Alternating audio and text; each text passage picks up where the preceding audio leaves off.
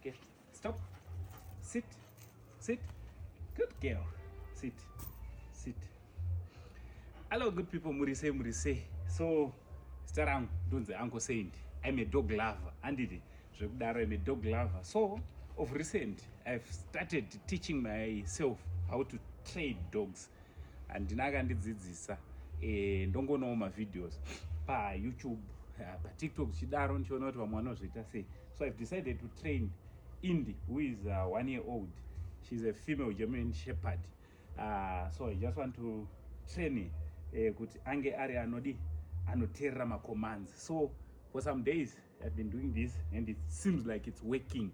Musagare nembwa dzisina kutrainiwa pamba, especially German Shepherd ine energy yakawanda zvekuti ukasaitrain hazvifambe zvakanaka. So totanga nekumbopanana matreats.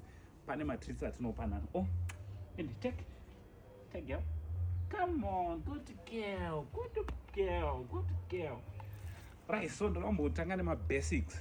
Zvinhu zvingori basics zvokuti imbwa unofana kungozivawo pateni. Anditi seungoti hande gara mirira uri ipapo wobva wati hande futi. Anditi inofana kuteerera macommands. Indy, come, let's go.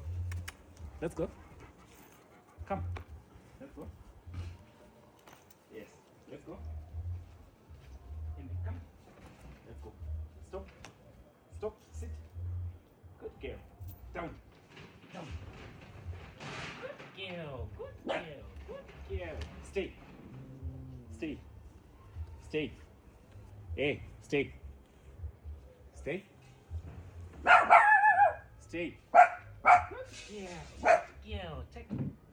girl. Good girl. All right, come. Let's go, girl. Okay, stop. Sit. Down. Yes. Down. Lie down. Good girl. Stay. Indy, stay.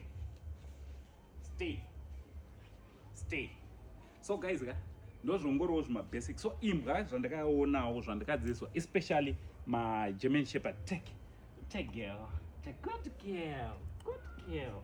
So German Shepherd, say German Shepherd inongoda chete kudi, inongoda kupraiziwa, inodawo zvimatreats. Ukatraina imbwa yako pasina matreats inoita, but it's so difficult. Ukava nezvimagunanziwo uchipraisa painenge yagona inopesa itawo sezvekutoita Indy.